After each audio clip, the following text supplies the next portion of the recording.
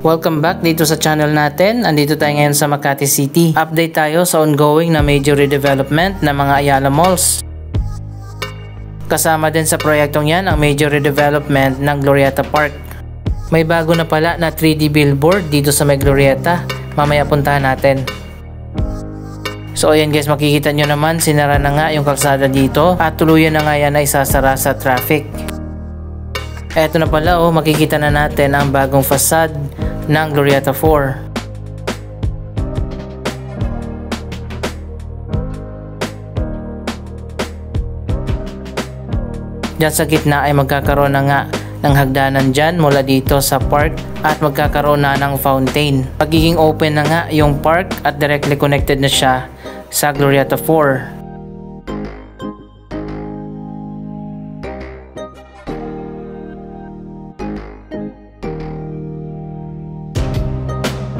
Dito naman sa side na to, yung magkakaroon ng roundabout.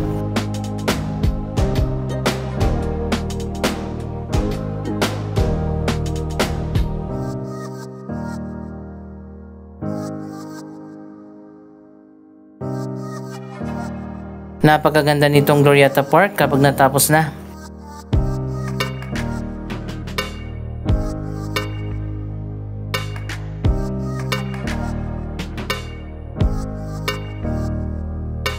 So ayun guys, ongoing na nga ang construction ng mas pinaganda na park.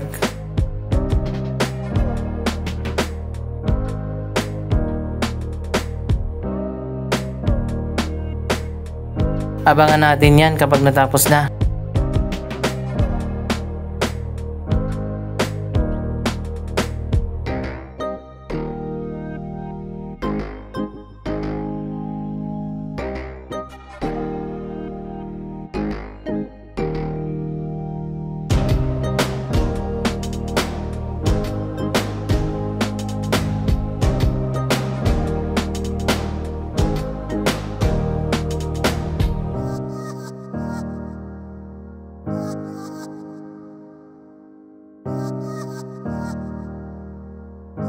Ito yung sinara na bahagi ng kalsada dito sa harap ng Glorietta 4. Magiging bahagi na nga ito ng bagong Glorietta Park at dito yung fountain ilalagay.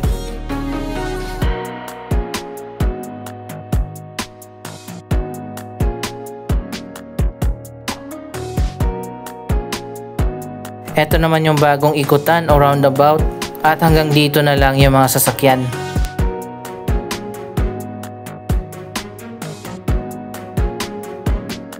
Noong last update natin, naipakita ko na nga itong mas pinaganda na driveway dito sa ilalim ng Glorietta.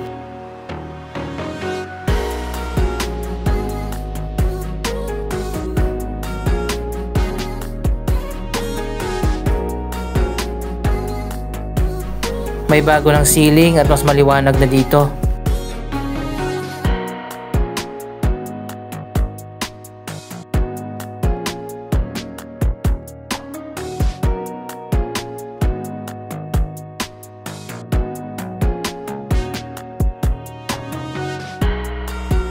Tapos na rin itong kabilang side ng Glorietta 3.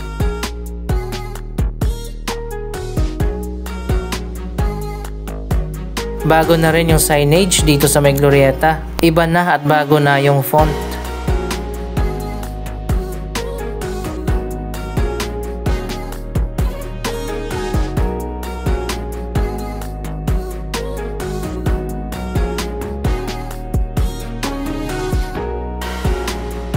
Wow, ang ganda na nga dito sa labas ng Glorietta 3. Andito naman tayo ngayon sa Ayala Avenue entrance ng Glorietta. Ito na ang bagong design.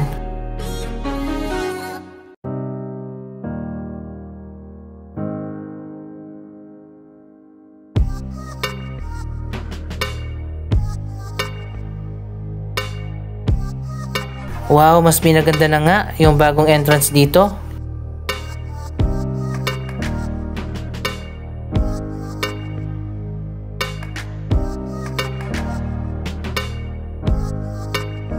Mas maganda na ngayon.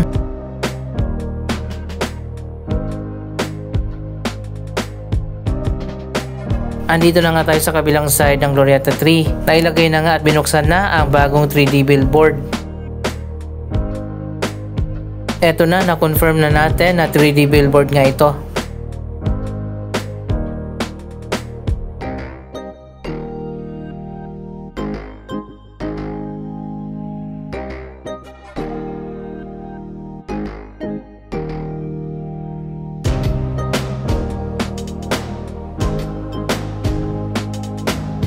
Wow, ang ganda! Mas dumami na nga ngayon ang mga 3D billboard dito sa ating bansa.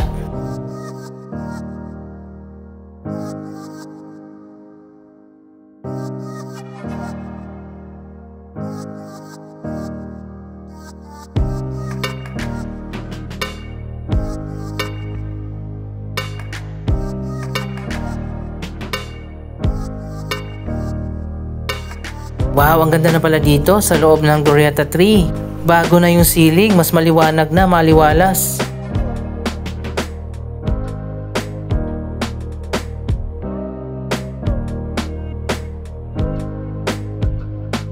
At may wooden accent din dito sa kabila.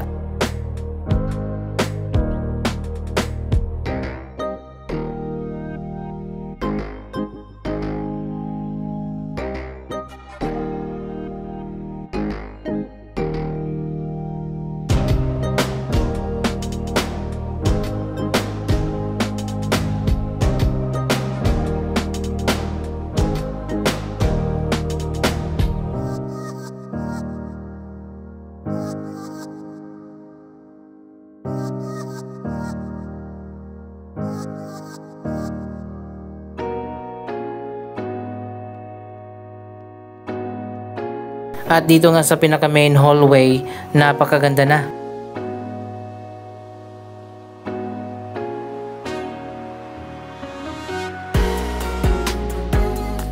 Ito na yung area na natapos na.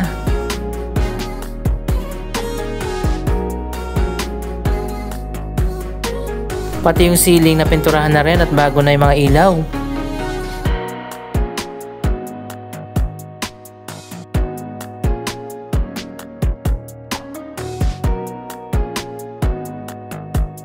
Wow, ang ganda na pala dito.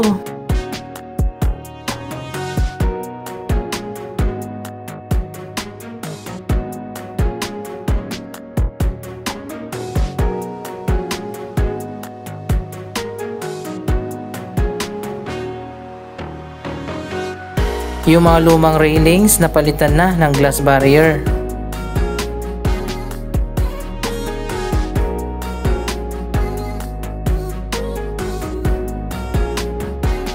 Mas modern na ngayon tingnan. Ganyan yung itsura ng mga lumang railing. Papalitan pa yan ng glass.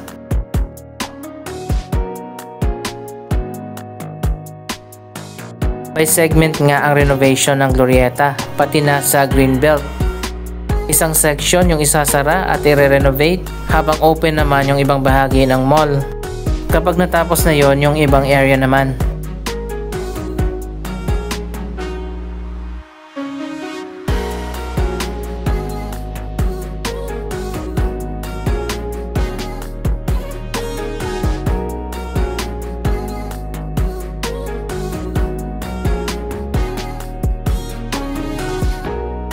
Dito talaga sa atrium ang pinakaunang natapos na. May inilagay na rin na bagong LED billboard. May elevator na rin dito sa may atrium.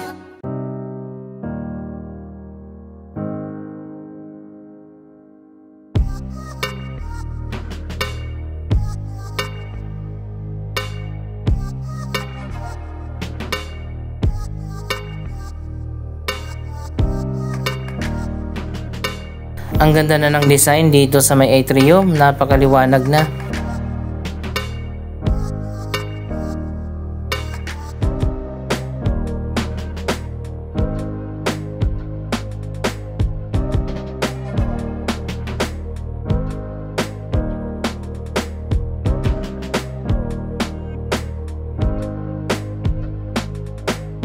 Samantalang yung ibang areas ng mall ay ongoing pa na ginagawa.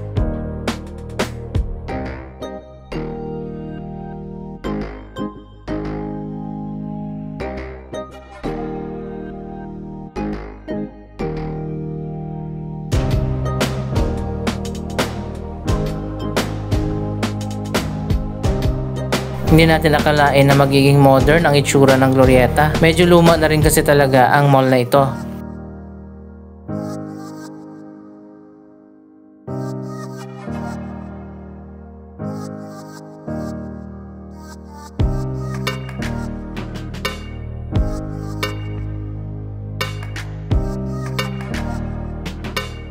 Tingnan nyo naman, mas maganda na ngayon.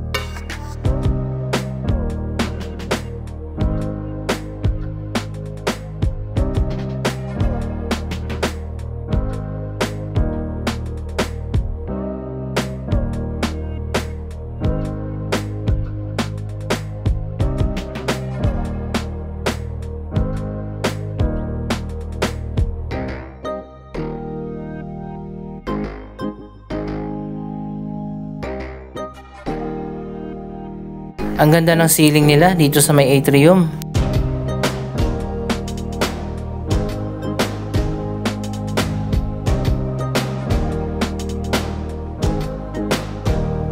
Mas lumiwanag na nga dito sa loob ng mall.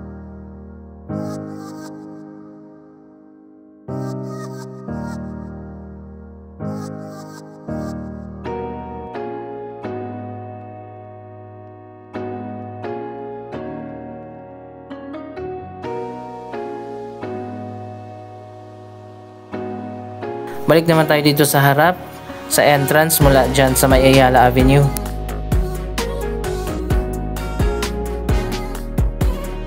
Wow, ang ganda na pala dito sa may Rustans.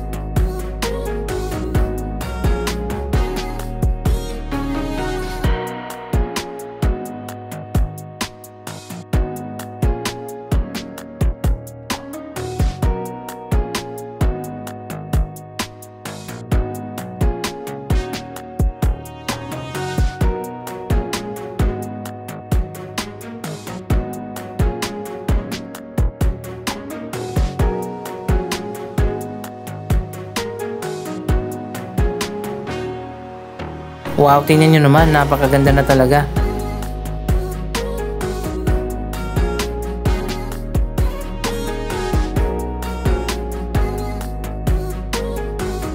Ito yung entrance na pinakita ko sa inyo kanina.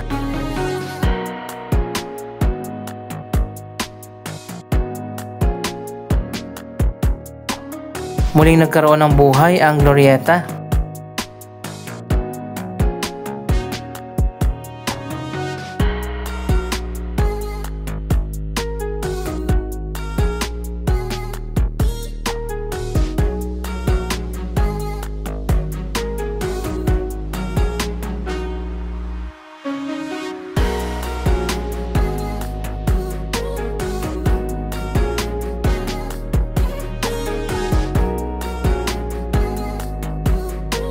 Dito sa taas, yung mga lumang railing ay papalitan pa ng glass.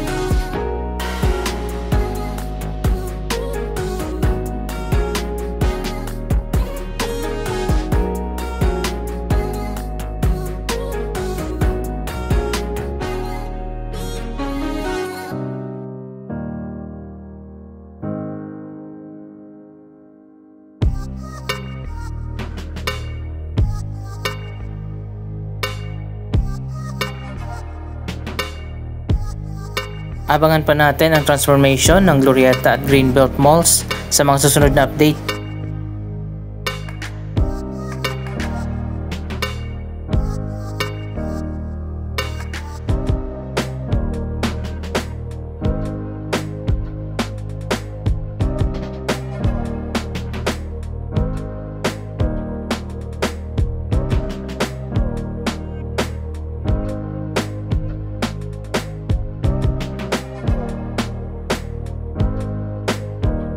Ongoing na rin pala ang renovation dito sa cinema.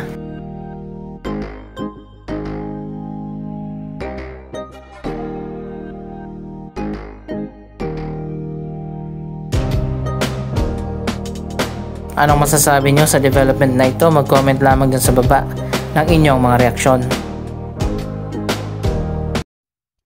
Maraming salamat sa inyong panonood. Huwag kalimutan na i-share ang video ito at mag-subscribe para sa daily updates. Thank you for watching.